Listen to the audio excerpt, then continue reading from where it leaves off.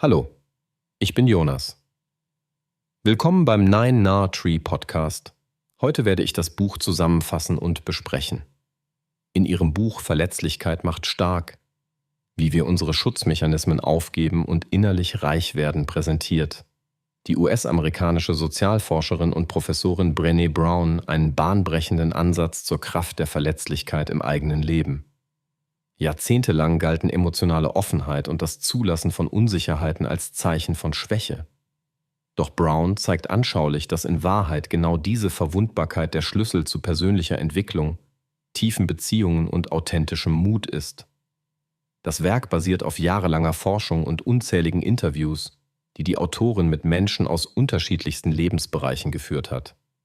Die daraus resultierenden Einsichten helfen dabei, unsere eigenen Schutzmechanismen zu hinterfragen, Scham und Angst wirkungsvoll zu begegnen und unsere inneren Ressourcen freizusetzen.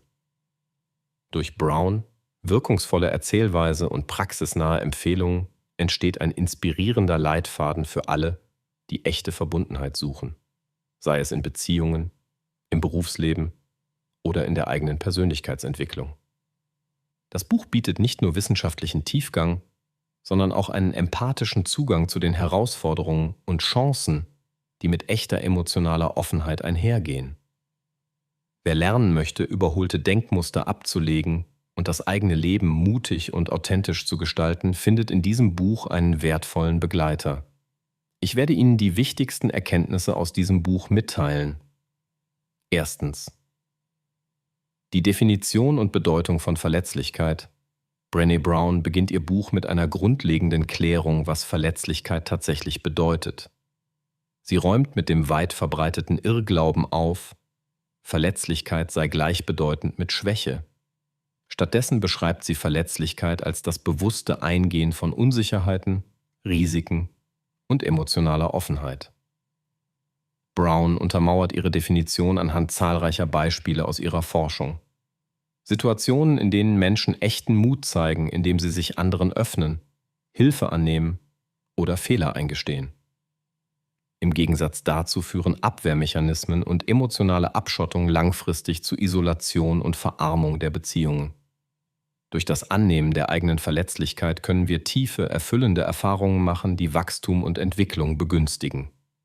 Demnach ist Verletzlichkeit kein Zeichen von Schwäche, sondern der Ursprung von Kreativität, Innovation und echter Verbundenheit. Dieses Verständnis bildet das Fundament des weiteren Buchverlaufs und motiviert zum Nachdenken über die persönliche Bereitschaft, sich dem eigenen Inneren zuzuwenden. Zweitens. Scham und Angst als zentrale Hindernisse überwinden. Ein zentrales Thema des Buches ist die Rolle von Scham und Angst als Hauptgründe, weshalb Menschen ihre Verletzlichkeit unterdrücken. Brené Brown erklärt, wie tief verwurzelte Schamgefühle und die Angst vor Ablehnung oder Versagen uns daran hindern, authentisch zu sein. Sie beschreibt, wie diese Emotionen in Kindheit und Gesellschaft entstehen und durch kulturelle und soziale Normen verstärkt werden. Praktische Übungen und Reflexionsfragen helfen den Lesern, eigene Schamauslöser zu erkennen und zu benennen. Brown plädiert dafür, Scham nicht als persönliches Fehlerlebnis, sondern als universelles menschliches Gefühl zu begreifen. Erst durch das Bewusstwerden und Aussprechen der eigenen Gefühle kann die Macht der Scham gebrochen werden. Sie betont, wie wichtig Mitgefühl und Selbstfürsorge im Umgang mit diesen Gefühlen sind. Dieses Kapitel unterstützt dabei, mutiger in die eigene Verletzlichkeit zu gehen und zeigt Heilungswege auf, wie wir innere Blockaden überwinden können. Drittens. Die Rolle von Empathie und Verbundenheit im Alltag. Verletzlichkeit geht laut Brown Hand in Hand mit Empathie und echter menschlicher Verbundenheit.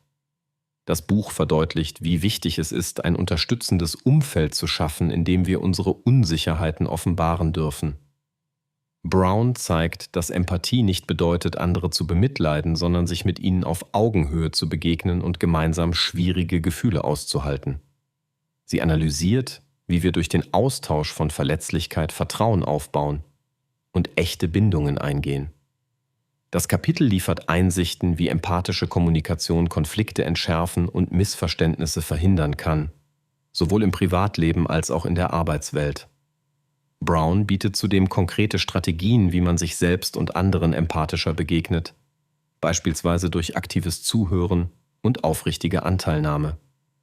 Dieses Thema lädt dazu ein, über die eigene Beziehungsgestaltung nachzudenken und Empathie als Schlüsselfähigkeit im zwischenmenschlichen Umgang zu kultivieren. 4. Mut zum Unperfekten und Umgang mit Kritik. Ein weiteres zentrales Thema ist der Umgang mit Fehlern, Versagen und Kritik. Brown fordert dazu auf, den Perfektionismus hinter sich zu lassen und den Mut zu entwickeln, unperfekt zu handeln. Sie erklärt, dass der Drang nach Perfektionismus eng mit Scham verbunden ist und uns oft daran hindert, kreative Lösungen zu finden oder Neues zu wagen. Indem wir uns erlauben, Fehler zu machen und offen darüber zu sprechen, werden wir widerstandsfähiger und wachsen an Herausforderungen. Brown zeigt anhand vieler Beispiele, wie Führungskräfte, Eltern und Teams von einer Kultur der Offenheit profitieren.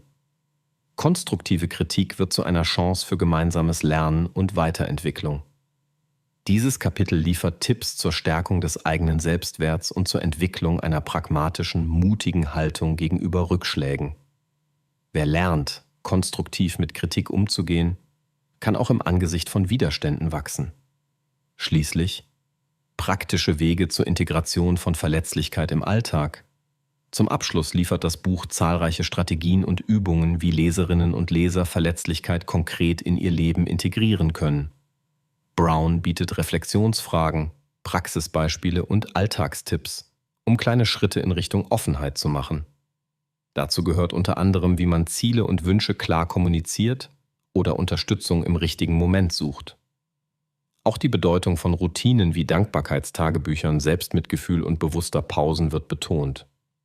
Diese Methoden helfen, neue Gewohnheiten der Offenheit aufzubauen und die eigene Komfortzone zu erweitern. Brown stellt klar, dass die Entwicklung von Verletzlichkeit kein einmaliger Akt, sondern ein lebenslanger Prozess ist.